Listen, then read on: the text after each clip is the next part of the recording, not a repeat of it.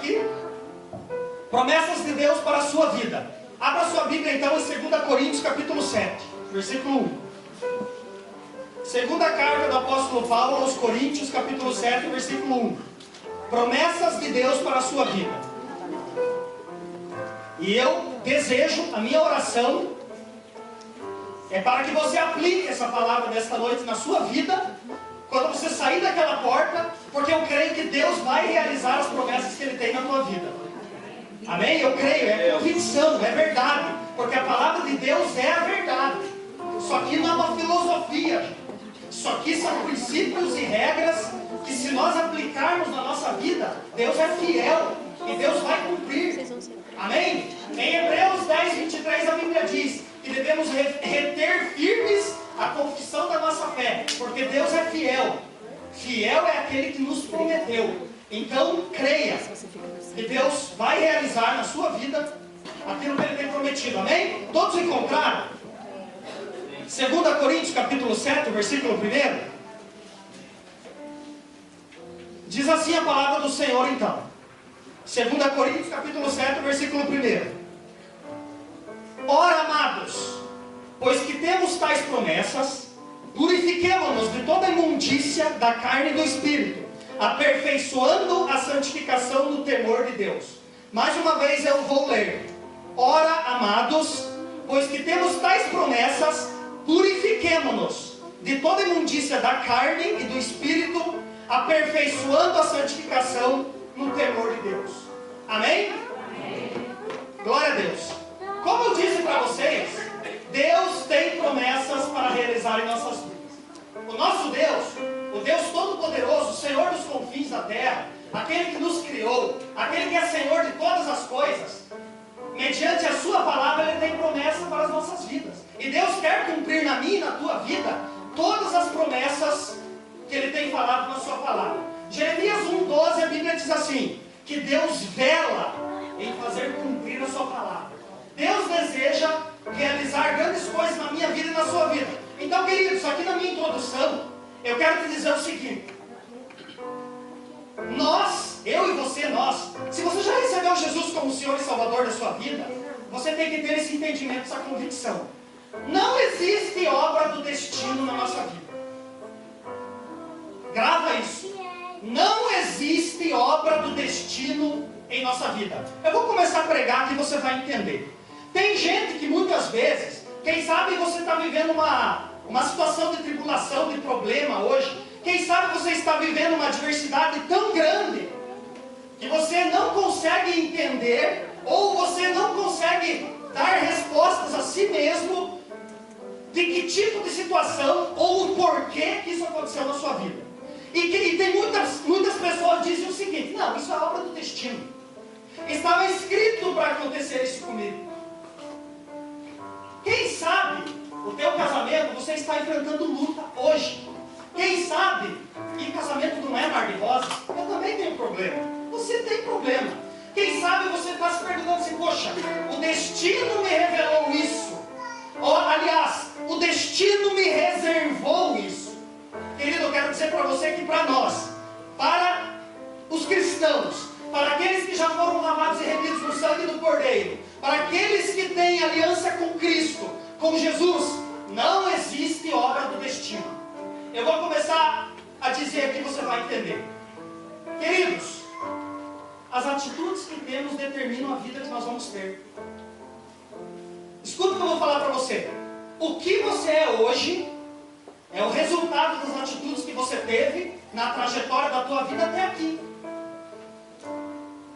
O que você é hoje é o resultado das atitudes que você teve na trajetória da tua vida até chegar aqui hoje. Mas, querido, eu não vim aqui nesta noite para apontar o dedo em risco para você e acusar o teu passado e trazer à tona aquilo que o sangue de Jesus já purificou. Eu vim aqui para dizer para você que quando você entrega a sua vida para Jesus, tudo se faz novo.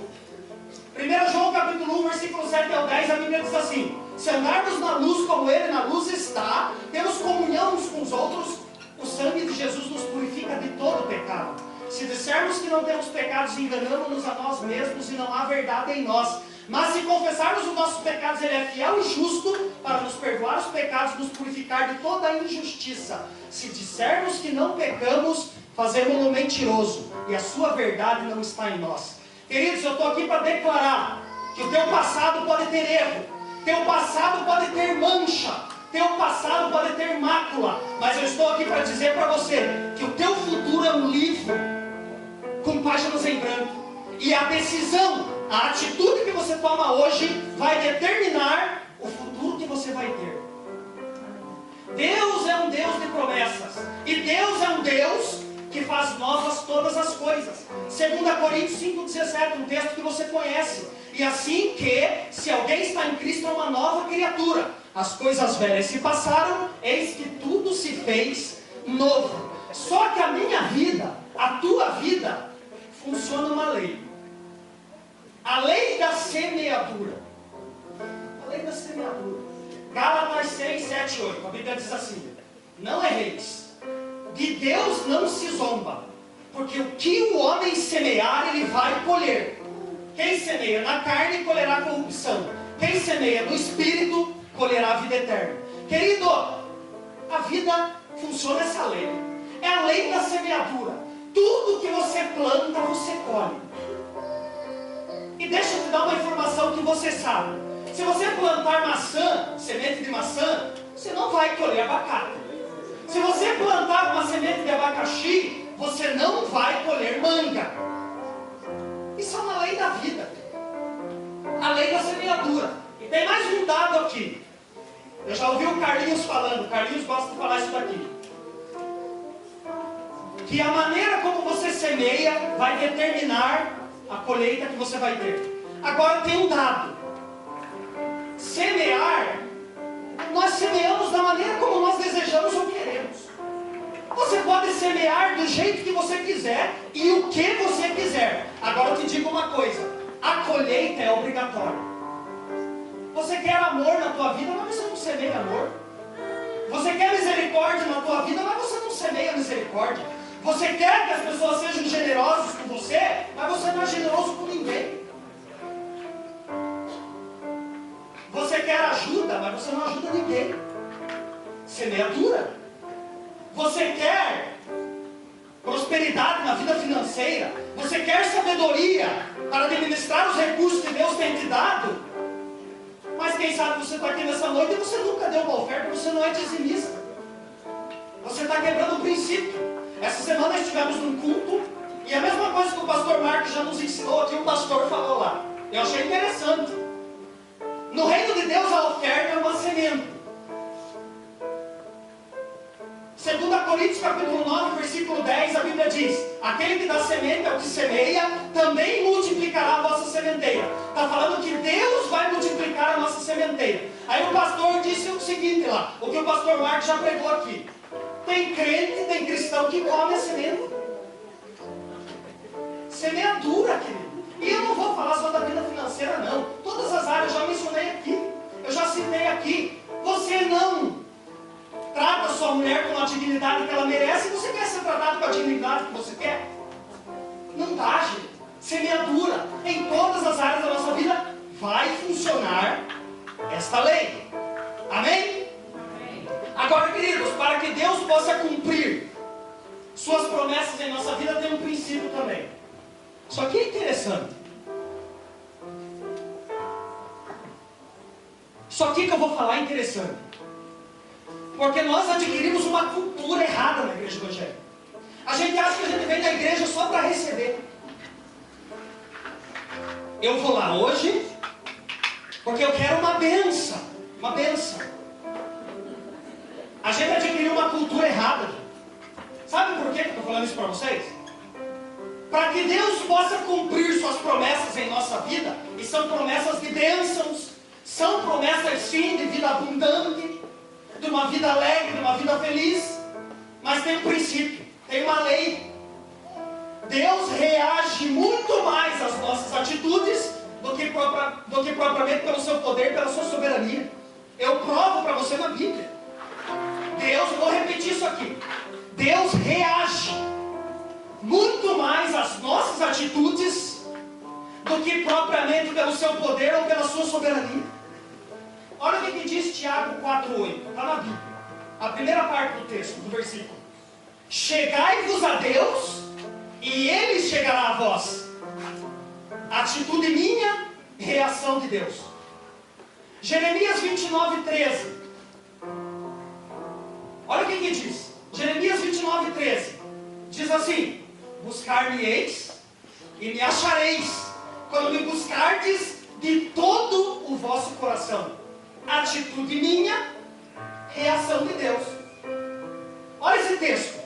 Segundo Crônicas, capítulo 7, versículos 14 e 15, eu gosto desse texto. Ele diz assim: e se o meu povo, que se chama pelo meu nome, se humilhar e orar e buscar a minha face e se converter dos seus maus caminhos, então eu ouvirei do céu, perdoarei seus pecados e sararei a sua terra. Agora os meus ouvidos estarão atentos, os meus olhos abertos à oração desse lugar. Olha o que o texto diz. Se o meu povo, que se chama pelo meu nome, se humilhar. Não é Deus que se humilha, sou eu. E orar. Sou eu que tenho que orar. E buscar a minha face. Buscar a Deus antes de qualquer coisa é uma decisão que nós tomamos. Você está aqui nessa noite porque você tomou uma decisão de buscar a Deus e se converter dos seus maus caminhos. Querido, o Evangelho tem que promover transformação. Senão isso aqui vira filosofia, conversa fiada, religião. Se converter dos seus maus caminhos. Outro dia eu estava estudando sobre arrependimento. E a palavra no grego para arrependimento é a palavra metanoia, mudança. Para haver conversão tem que haver arrependimento. E se converter dos seus maus caminhos, mudança de vida. Sabe? Atitude de viver para Deus. Atitude de ser integralmente de Deus. Mudança de caráter. Mudança de atitude dentro de casa. Mudança de atitude no trabalho. Conversão genuína e verdadeira é isso. Querido, se não há transformação, se não há mudança, se não há novidade de vida, não houve conversão. Não houve conversão. O texto vai continuar dizendo assim: então eu ouvirei dos céus. Olha a condição. Atitudes que nos levam à atenção de Deus. Deus reagindo às nossas atitudes. Querido, para que as promessas de Deus se cumpram na minha e na tua vida, para que Deus possa derramar as bênçãos que Ele deseja. O nosso Deus é um Deus galardoador, é um Deus recompensador. Ele quer nos abençoar, mas para isso temos que ter as atitudes que nos levarão a atrair a atenção de Deus para as nossas vidas. O que diz Romanos 12:2? E não vos conformeis com este mundo, mas transformai-vos pela renovação do vosso entendimento, para que experimenteis qual seja a boa, agradável e perfeita vontade de Deus. O que Jesus falou em João 10:10? Ele disse assim: o diabo vem para matar, roubar e destruir. Eu vim para que tenham vida e a tenham em abundância. É isso que Deus quer realizar na nossa vida. Amém? Amém. Amém. Glória a Deus. Eu poderia citar aqui grandes homens de Deus que tiveram atitudes e que atraíram a atenção de Deus para o cumprimento de seu propósito, para que as promessas de Deus se cumprissem. Eu poderia citar aqui a história do Noé, a história do Abraão, a história de José, o rei Davi. Eu poderia citar aqui o Daniel, o profeta Daniel. Grandes homens de Deus que tiveram atitudes em prol de alcançarem aquilo que Deus queria realizar na vida deles. Olha um exemplo. Daniel capítulo 1, versículo 8. Olha a atitude de Daniel. A Bíblia diz assim: e Daniel assentou no seu coração. Significa que Daniel decidiu, ele tomou uma decisão: não se contaminar com a porção do manjar do rei, nem com o vinho em que ele bebia. Daniel 1:8. Você continua lendo o capítulo, quando você chega lá no versículo 15, a Bíblia diz assim, que Deus deu graça a Daniel diante do chefe dos eunucos. Primeiro Daniel teve uma atitude. Sabe por que Daniel não aceitou se contaminar com a porção do manjar do rei, nem com o vinho que ele bebia? Daniel estava numa nação estrangeira. E ele sabia que aquela comida era consagrada a demônios, a ídolos.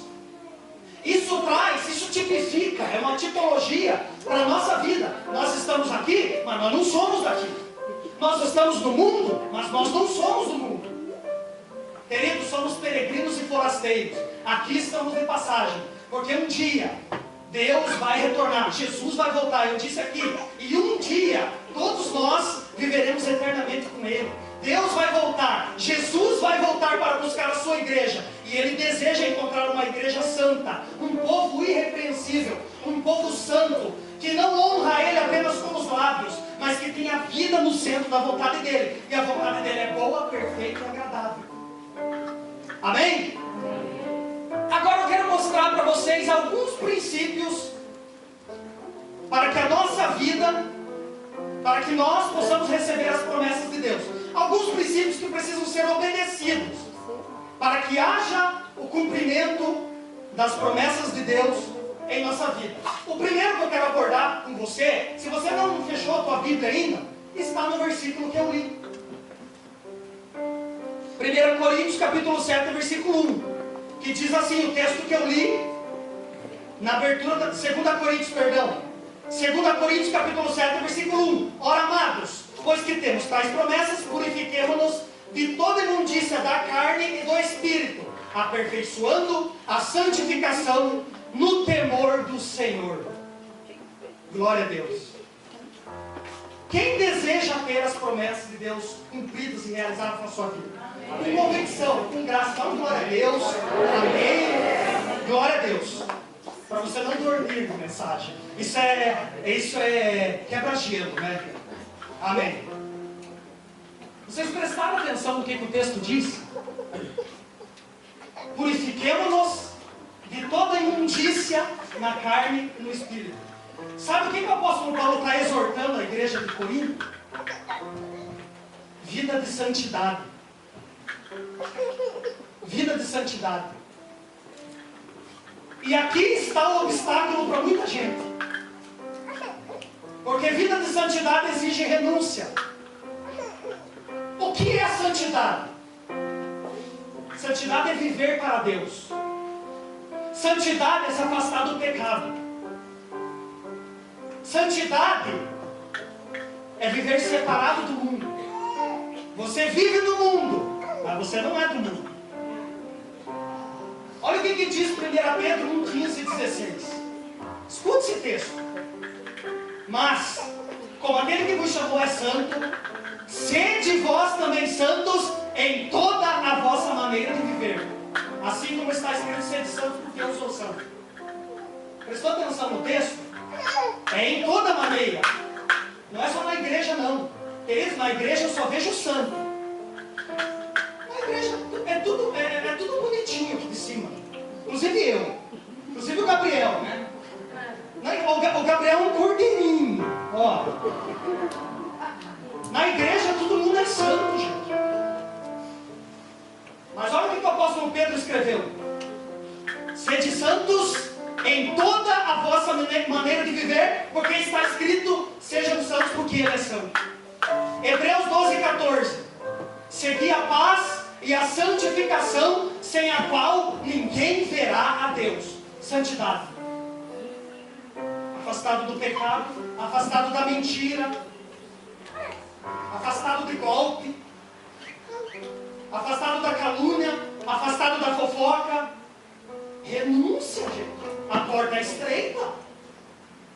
Mateus 7, 13 e 14, Jesus disse assim: entrai pela porta estreita, porque larga é a porta, espaçoso é o caminho que conduz à perdição. Sabe o que Jesus está dizendo? O caminho da maioria é um caminho fácil. É um caminho que todo mundo faz. Aí ele diz assim: porque estreita é a porta, apertado é o caminho que conduz à vida, e poucos são os que a encontram. qual é a tua disposição na noite de hoje? Você está mais inclinado para a porta larga ou para a porta estreita? Olha o que diz 1 Tessalonicenses, capítulo 4, versículos 3 e 4. E olha a nossa responsabilidade em relação à santidade. O texto diz o seguinte: porque esta é a vontade de Deus, a vossa santificação, que vos abstenhais da prostituição. Aí o versículo 4: cada um saiba possuir o seu vaso em santificação e honra. A oração hipócrita: Espírito Santo, me santifica, santifica a minha vida. Espírito Santo, não sabe, a pornografia está tão difícil. Eu bebo da número 1 a número 51, mas o Espírito Santo faz uma obra. Eu sou um fumante inveterado. Espírito Santo, me santifica. Só que o texto está dizendo assim, o versículo 4, 1 Tessalonicenses 4:4, o texto que eu citei: cada um saiba possuir o seu vaso em santificação e honra. Sabe o que é o vaso? É o nosso corpo. É aquilo que está em 1 Coríntios capítulo 6, versículos 19 e 20. Ou não sabeis que o vosso corpo é o templo de Deus, que habita em vós, e que não sois de vós mesmos, fostes comprados por bom preço. Glorificai, pois, a Deus no vosso corpo e no vosso espírito, os quais pertencem a Deus. Amém. Sou eu quem tem que buscar a santificação. 1 João capítulo 2, versículo 4. Aquele que diz, eu o conheço, e não guarda os seus mandamentos, é mentiroso, e nele não está a verdade. 1 João 2,6. Aquele que diz que está nele, também deve andar como ele andou. Sabe o que significa andar como Jesus andou? Significa que eu tenho que manifestar na minha vida as marcas do caráter de Cristo: amor, bondade, honestidade, retidão, integridade, justiça. Porque tem muita gente que lê esse texto e acha que tem que virar um nômade. O texto está dizendo que assim como Jesus andou, nós devemos andar. Efésios 5:1, a Bíblia diz assim: sede imitadores de Deus como filhos amados. Sem vida de santidade, as promessas de Deus... Eu não vim aqui para te enrolar hoje, eu tenho que falar a verdade. Sem vida de santidade, sem vida íntegra com Deus, as promessas do Senhor não vão se cumprir, nem na minha vida, nem na tua, e nem na vida de ninguém. Sem santidade... Outro dia, eu conversando com um colega meu, não é daqui, ele disse o seguinte para mim: poxa, que Deus é esse que permite tanta coisa? Queridos, muitas vezes as tribulações e as adversidades e até mesmo os problemas que nós temos são frutos de vida de pecado. Mas Jesus é o Cordeiro de Deus que tira o pecado do mundo. Amém, glória a Deus. Deus transforma, Jesus transforma, Ele faz novas todas as coisas. E Ele deseja que você viva para Ele em santidade, para que Ele possa cumprir as promessas que Ele tem na tua vida e na minha vida. Isso aqui não se negocia, gente. Pastor Marcos sempre fala que eu acho engraçado. O cara chega e diz assim: não dá para servir a Deus, sou muito jovem ainda. Não dá. O pastor Marcos sempre diz: quando eu tiver velhinho, eu vou para Jesus. Amém. Continue com esse pensamento. Só que eu quero te dar uma notícia: tudo que Deus gostaria de realizar e de fazer na sua vida não é possível, querido. Sabe por quê? O pecado nos separa de Deus. Romanos 3:23.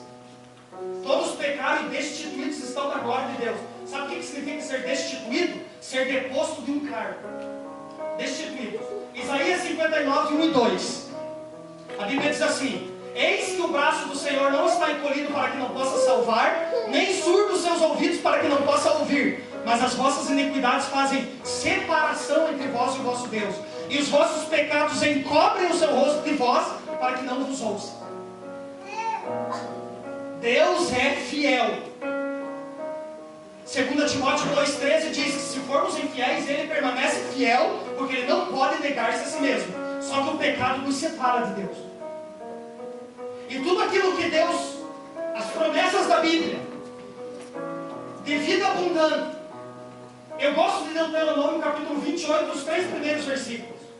A Bíblia diz assim: se hoje atentamente ouvires a voz do Senhor e obedecer aos seus mandamentos, então as bênçãos do Senhor virão sobre ti e te alcançarão. Quem aqui quer ser abençoado? Hoje você está ouvindo a voz de Deus. Aqui não é o pregador, aqui não é o homem. Você está ouvindo através, mediante o Espírito Santo, a palavra de Deus. Então creia nesse primeiro princípio, nessa primeira proposta que Deus colocou no meu coração aqui. Sem vida de santidade é impossível que as promessas de Deus se cumpram na nossa vida. Amém? Segundo, toda promessa de Deus para ser cumprida em nossas vidas deve ser precedida de atitudes. Já falei um pouco sobre isso aqui agora. Gente, tem versículos na Bíblia que a gente vibra. Ricardo, tem versículo que vai para o para-brisa do carro. Coisa linda. É esse mesmo, Ricardo. O Ricardo já está revelado hoje, Ricardo. Filipenses 4,13. Posso todas as coisas naquele que me fortalece. E é verdade, isso é promessa.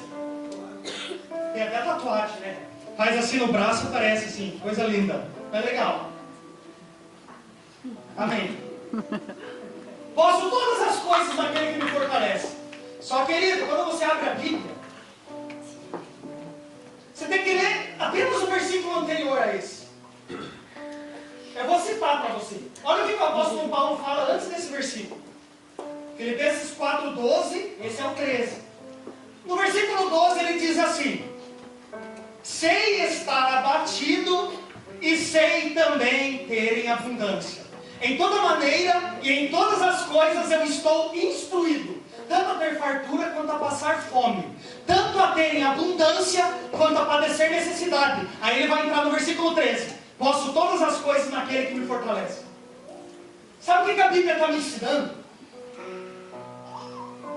Que eu devo gratidão a Deus e fidelidade a Deus, independente da circunstância que eu vivo. Eu tive uma experiência nessa área. Agora eu vou falar de mim. É muito fácil ficar exortando a igreja aqui. Agora eu vou falar de mim. Alguns já ouviram o que eu vou falar aqui. Eu já falei no culto da família.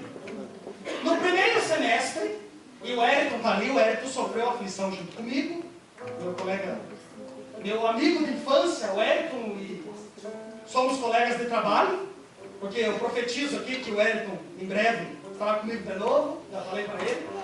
Nós vivemos uma aflição na metade do ano. De repente, a diretoria da nossa empresa chega e diz que vai fechar o segundo turno. E nós estávamos no segundo turno. Aí o Reinaldo em casa, muito espiritual, bam, gospel. Juntamente com essa notícia, eu recebo a notícia que minha esposa estava grávida. Se vocês conhecem a história do Elias, eu fiz igual ele. Eu fui para uma caverna existencial dentro da minha casa. Não falei nada com a Karen, mas eu fiquei uma semana praticamente deprimido. Aqui a Denise também, onde nós trabalhamos. Aí, queridos, eu fiquei praticamente uma semana nesse estado de espírito. Aí um dia o Espírito Santo me visitou na minha casa. Já contei essa história com o Guilherme, lá no Retiro Nacional Jovem. Aí eu me lembro, gente, muito nítido. Eu estava aflito, pensando o que eu vou fazer, como que vai ser, como que vai ficar a minha situação agora. Aí o Espírito Santo me visitou. Eu vou falar a verdade, porque eu estou no público, eu não posso mentir.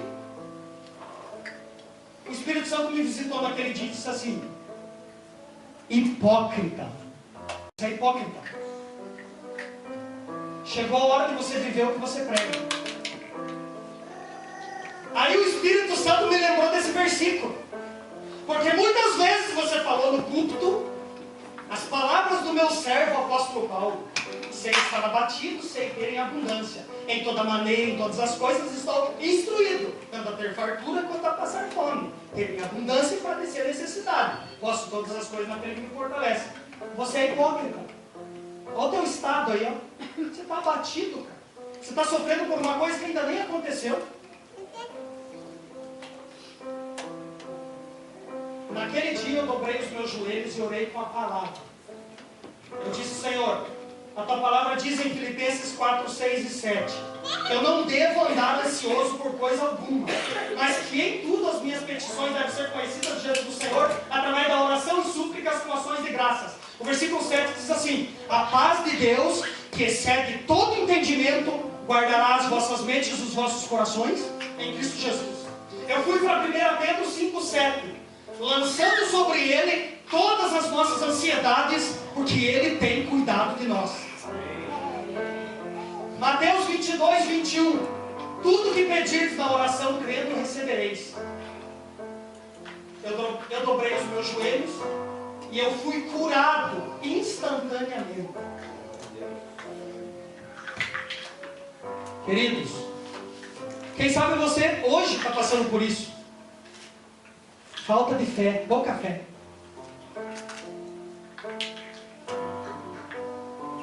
Sabe o que o Espírito Santo me consolou e me consola até hoje? Que eu tenho, e eu quero profetizar isso para a tua vida também. Eu tenho que depender mais do provedor do que da provisão. Quem sabe você está num trabalho hoje, amanhã você não está mais. E você vai ficar sofrendo por causa disso? E eu sempre falo para a Karen sabe, em casa, Deus nunca vai me desamparar. Nunca. Querida, essa palavra é para você. Deus nunca vai te desamparar. É promessa também. Davi diz em um salmo, eu sou velho, mas eu fui moço. Eu nunca vi um justo desamparado, nem a sua descendência mendigar o pão. Se você é justo, se você é íntegro, se você é uma pessoa leal, honesta, reta, digna, Deus nunca vai te decepcionar. Deus nunca vai te desamparar. Deus nunca vai te abandonar. E eu aprendi esse princípio que eu vou levar para o resto da minha vida. Porque muitas vezes, queridos, nós temos uma inclinação natural, até humana, da nossa natureza pecaminosa, de idolatrar o lugar onde nós trabalhamos. Eu quero depender mais do provedor do que da provisão. E Deus nunca vai me desamparar. Eu tenho certeza disso. Quem sabe você está aqui nessa noite, você está vivendo luta. Quem sabe a crise bateu na tua porta. Quem sabe você está aqui nessa noite, você está desempregado. Querido, eu quero dizer para você, a melhor matéria da escola da vida é a adversidade. Porque é na adversidade que nós crescemos. Olha o apóstolo Paulo. Segura isso aí no teu colo. Olha o texto. 2 Coríntios 12. Ele diz no versículo 7 ao 10. Ele diz assim. E para que eu não me exaltasse pelas excelências das revelações. Pausa aqui, gente. Eu estou falando de um cara que Deus permitiu ele subir ao terceiro céu. Na abertura do capítulo que eu estou citando, o apóstolo Paulo diz que foi ao céu e que ele ouviu palavras inefáveis que não é lícito a nenhum homem ouvir. O cara foi elevado ao céu. Deus permitiu uma experiência transcendental na vida daquele apóstolo. Ele chega no versículo 7 ao 10 e ele diz assim: para que eu não me exaltasse pela excelência das revelações, foi-me dado um espinho na carne, a saber, um mensageiro de Satanás, para que me esbofeteasse, para que eu não me exaltasse, acerca da qual 3 vezes orei ao Senhor, para que o afastasse de mim. Um judeu orar 3 vezes é porque o bicho estava pegando mesmo. O judeu ora uma vez só. O judeu não é igual a nós, não, que Senhor, me dá isso, me dá aquilo. Me dá aquilo, me dá aquele. Não. O judeu não. O judeu ele ora uma vez. Mas o relato da Bíblia diz que o apóstolo Paulo pediu 3 vezes. Então o bicho estava pegando o ombro dele. Adversidade, luta, tribulação. Aí Deus diz assim: a minha graça te basta, porque o meu poder se aperfeiçoa na fraqueza. Aí o apóstolo Paulo vai continuar: de muita boa vontade me gloriarei nas minhas fraquezas, para que em mim habite o poder de Cristo. Pelo que sinto prazer nas fraquezas, nas angústias, nas perseguições, nas injúrias, nas necessidades, para que em mim habite o poder de Cristo. Porque quando eu estou fraco, então eu sou forte. Sabe o que nós aprendemos nesse texto? Eu já disse aqui para você: a melhor matéria da escola da vida é a adversidade. Sabe por quê? Adquirimos dependência de Deus.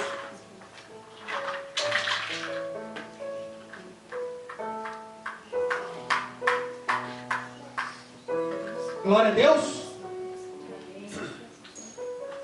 Eu poderia dar meu testemunho aqui do que eu vivi em 2008.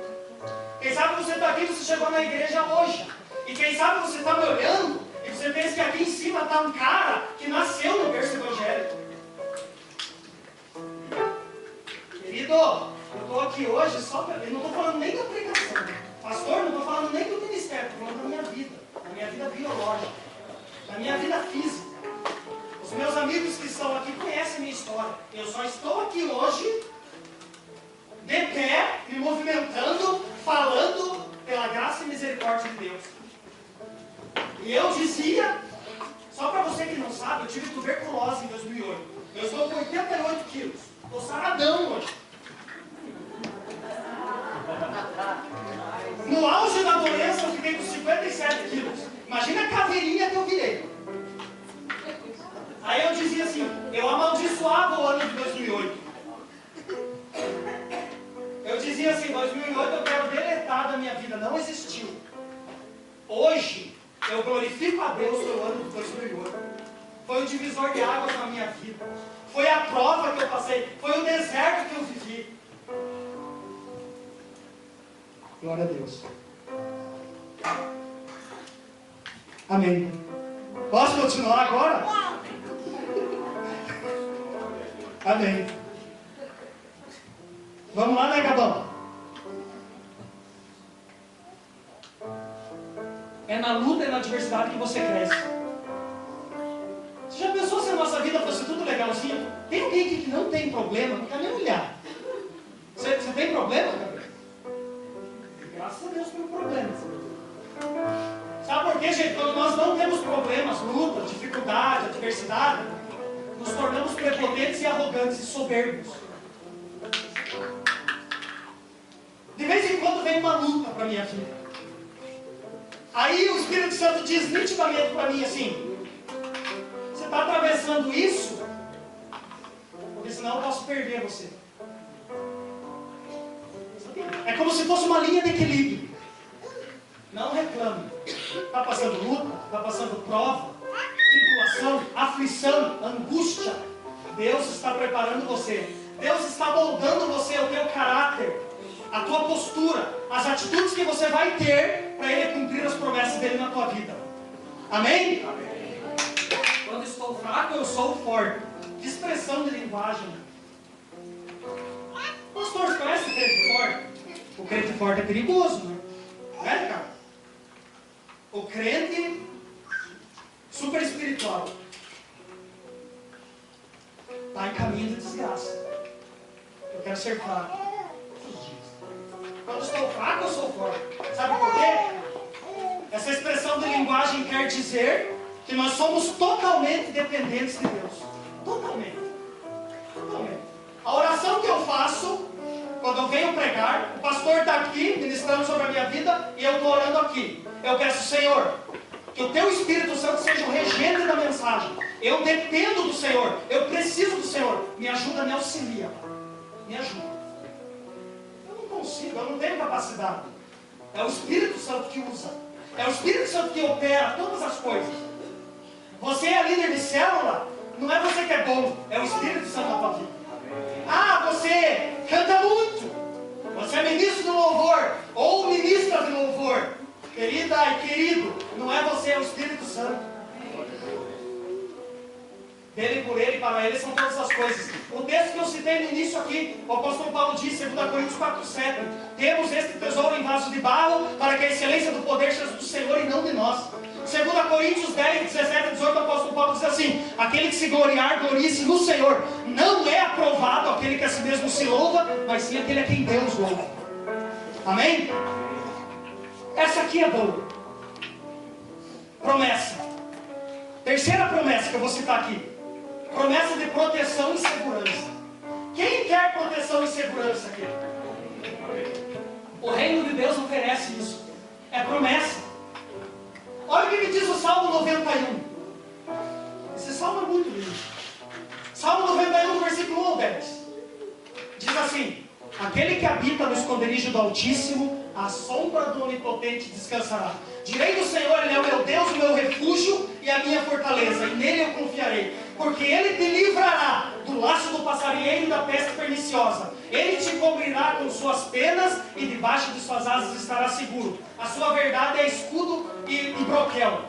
Não temerás espanto noturno, nem seta que voe de dia, nem peste que ande na escuridão, nem mortandade que assole ao meio-dia. 1000 cairão ao teu lado, 10.000 à tua direita, mas tu não serás atingido. Somente olharás e verás com os seus olhos a recompensa dos ímpios. Porque tu, ó Senhor, é o meu refúgio, o Altíssimo é a sua habitação. Nenhum mal te sucederá, nem praga alguma chegará na tua tenda. Versículo 10. Eu quero chamar a atenção para o versículo 4. Ele te cobrirá com suas penas e debaixo de suas asas estará seguro. Pastor, eu já fiz a reprodução da galinha aqui, posso fazer de novo? A gente dá risada, mas, queridos, entra no mundo de Deus. Olha a mente de Deus. Aliás, na Bíblia toda, Deus utiliza elementos do mundo natural para ensinar princípios do mundo espiritual. Olha o texto que eu citei. Deus se compara a uma galinha que cuida dos pintinhos. Presta atenção no que eu vou te falar. Isso aqui é muito interessante. A galinha... Para de dar risada. É sério. Queridos, a galinha... Eu cresci vendo isso, pastor. Piada de prédio não sabe o que eu vou falar. Eu morava num sítiozinho, a Rose lembra? E eu cresci vendo essa cena. Praticamente toda semana eu via a galinha com pintinho. Aí a galinha anda, quando está tudo sossegado, a galinha vai e os pintinhos seguem. Mas, queridos, os pintinhos têm um inimigo, gavião. Quando a galinha percebe a ação de um gavião, o que a galinha faz? Coloca os pintinhos tudo debaixo da asa. Sabe por quê? E o gavião não desce enquanto o pintinho está debaixo de asa. Sabe por quê? O gavião sabe que se ele descer, galinha se transforma em leão. Então o gavião não desce. Ele te cobrirá com suas penas e debaixo de suas asas estará seguro. Só que eu me lembro, e vocês vão saber o que eu estou falando, tem pintinho rebelde. Vocês lembram dos pintinhos rebeldes? O pastor lembra do pintinho rebelde? Tem pintinho que se distancia. Aí a galinha começa a cocoricar. Vocês já viram? A galinha reage. A galinha começa... Ei, sabe quem que é a galinha? É o pastor dizendo, querido, você está afastado.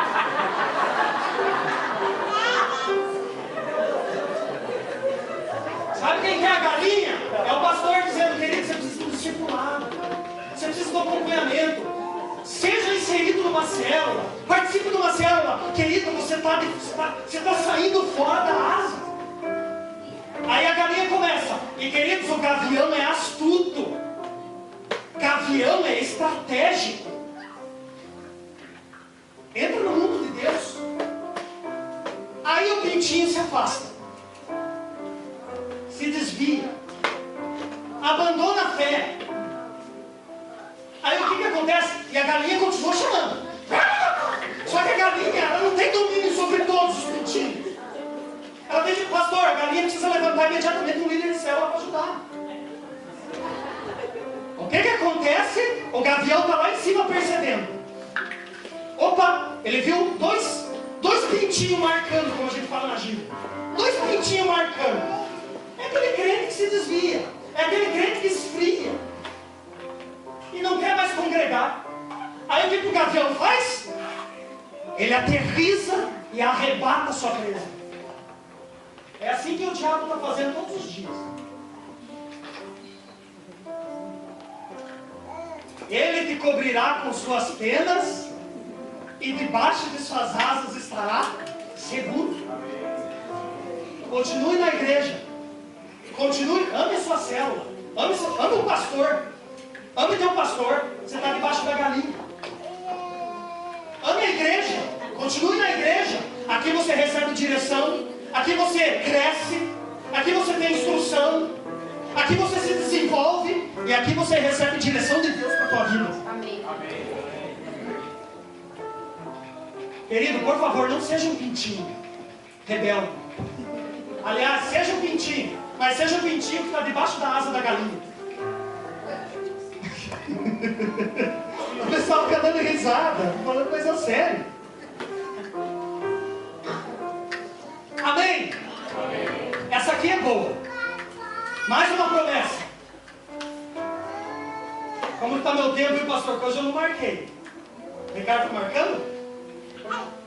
Glória a Deus. Essa promessa aqui é boa. Mas essa promessa eu tenho que explicar. Porque hoje eu tenho percebido que existe preconceito dentro da igreja evangélica por causa disso aqui. Sabe qual que é a promessa que eu vou abordar agora aqui? Escuta bem, abre o ouvido. Vida de prosperidade. Eu sou próspero, graças a Deus. Sabe por que eu falei para você que tem preconceito dentro da igreja evangélica? Porque a primeira inclinação humana, quando a gente fala de prosperidade, sabe o que as pessoas pensam? É ter muitos bens materiais. Prosperidade é recursos materiais. Se eu tenho um Mercedes-Benz, eu sou próspero. Se eu tenho uma casa com 2.000 metros quadrados, eu sou próspero.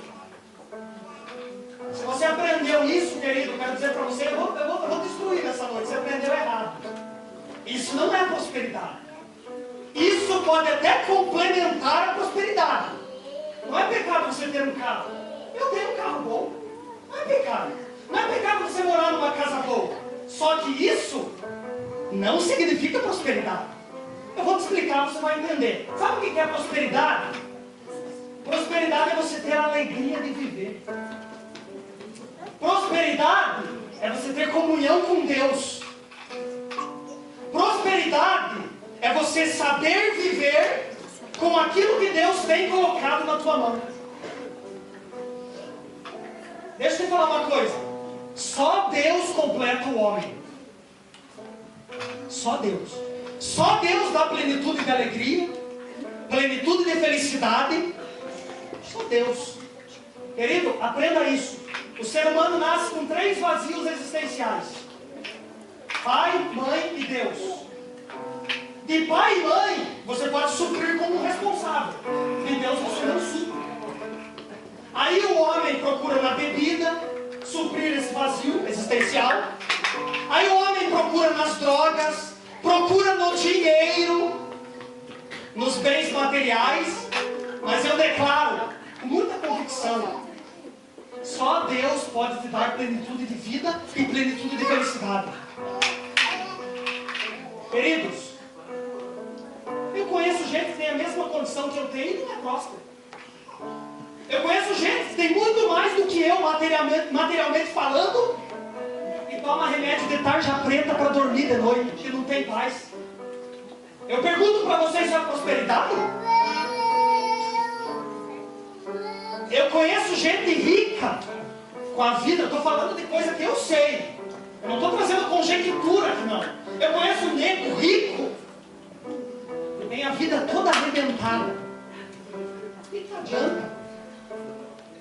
Tem Toyota Corolla, tem Ranger, tem caminhonete cabine dupla.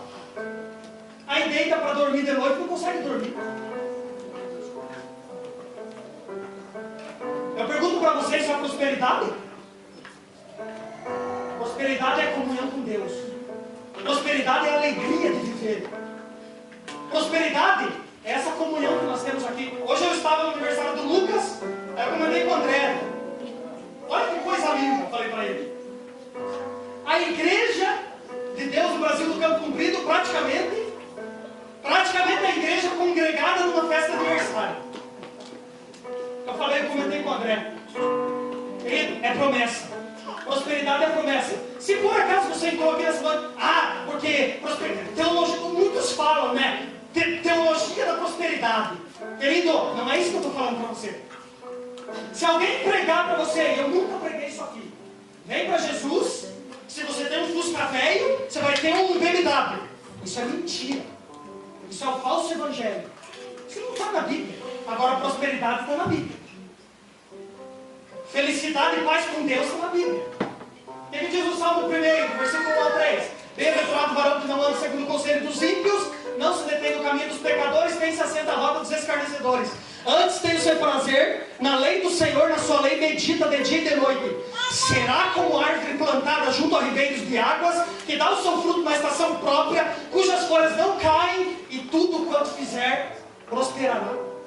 Salmo 112, versículo 1 ao 3. Bem-aventurado é o homem que teme ao Senhor e que em seus mandamentos tem grande prazer. A sua descendência será poderosa na terra. A geração do justo será abençoada. Fazendas e riquezas haverá na sua casa. A sua justiça permanece para sempre. Salmo 128, versículo 1 ao 4. Bem-aventurado é o homem que teme ao Senhor e que anda nos seus caminhos, pois comerá do fruto do seu trabalho, feliz será e terá bem. A sua mulher será como uma videira frutífera, a roda da sua casa. A seus filhos serão como planta de oliveira, a roda da sua mesa. Assim será abençoado o homem que teme ao Senhor. Amém. Glória a Deus. Aqui, ó. Você quer ficar com o que fala no mundo ou com o que a Bíblia fala? Eu já tomei minha decisão, eu fico com a Bíblia. E eu sou próspero. Sabe por quê? Sabe por que eu sou próspero? Eu sou um cara próspero. Porque eu tenho alegria de viver. Sabe qual é o meu desejo, gente? Eu sou igual você. Eu tenho defeitos e qualidades. Se você viver comigo, eu e o pastor. Tem coisas que quando eu estou com o pastor, ele faz que eu fico travado. Eu não sei fazer. E tem coisas que eu faço que ele não sabe fazer. Assim é a nossa vida. Quem sabe você tem defeitos que eu não tenho e eu tenho qualidades que você não tem. Agora, querido, sabe o que eu quero? Sabe qual é o meu desejo para a minha vida? Toda pessoa que se aproximar de mim tem que sair diferente. Toda pessoa que estiver perto de mim, a Karen amanhã tem que ser uma mulher melhor. Deixa eu apressar, deixa eu correr. A última é uma promessa transcendental. Essa aqui. O que é transcendente? Ele pertence ao mundo de Deus, ao mundo sobrenatural. A promessa de vida eterna. Salvação em Cristo. O texto que todos conhecem, João 3,16. Deus amou o mundo de tal maneira que deu o seu Filho unigênito para que todo aquele que nele creia não pereça, mas tenha vida eterna. É promessa. Vida eterna. Queridos, um dia nós, se você já entregou a tua vida a Cristo, você está garantido. Aliás, cuidado, né, pastor? Senão eu posso cometer uma heresia aqui. É Mateus 24:13. Aquele que perseverar até o fim será salvo. Agora, queridos, haverá um dia que todos aqueles que perseveraram, todos aqueles que não negociaram sua fé, todos aqueles que permaneceram fiéis durante toda a vida, conhecerão o céu de glória. Isso é promessa. Céu é o lugar onde Deus habita. Queridos, no céu não vai ter sucessão de dias e noites. No céu, o próprio Deus vai nos iluminar. No céu, a contagem do tempo vai cessar, vai parar. Sabe por quê? Inauguraremos o dia da eternidade. Olha aqui do João, olha a visão do João. Apocalipse 21, do versículo 1 ao 7. Olha a visão do João. O apóstolo João, ele estava exilado na ilha de Patmos. E no capítulo 21 do Apocalipse, Jesus dá uma visão para ele, a visão do céu celestial. A Bíblia diz assim: e vi um novo céu e uma nova terra, porque já o primeiro céu e a primeira terra passaram, e o mar já não existe. E eu, João, vi a santa cidade, a nova Jerusalém, que de Deus descia do céu, adornada como uma esposa ataviada para o seu marido. E ouvi uma grande voz do céu que dizia: eis aqui o tabernáculo de Deus com os homens, pois com eles habitará, e eles serão o seu povo, e o mesmo Deus estará com eles. E ele limpará dos vossos olhos todas as lágrimas, lá não haverá mais morte, pranto, clamor ou dor, porque já as primeiras coisas são passadas. O que estava sentado no trono disse: eis que eu faço novas todas as coisas. E disse-me: escreve, porque essas palavras são verdadeiras e fiéis. E disse-me mais: está cumprido. Eu sou o alfa e o ômega, o princípio e o fim. A qualquer que tiver sede, eu lhe darei de beber de graça da fonte da água da vida. Ao que vencer, herdará todas estas coisas. Eu serei o seu Deus e ele será o meu filho. Olha que promessa linda. Quem quer ir para o céu aqui? Queridos, muitas vezes nós esperamos apenas as promessas aqui dessa vida. Estamos presos. Como eu disse para você, não é pecado. Não é pecado você lutar, você querer um patamar maior na sua vida, mas muitas vezes estamos presos a isso aqui e esquecemos essa promessa que é transcendente para a nossa vida. A vida eterna com Deus. O apóstolo Paulo diz em 1 Coríntios 15:19: se esperamos em Cristo, somente nesta vida somos os mais miseráveis de todos os homens.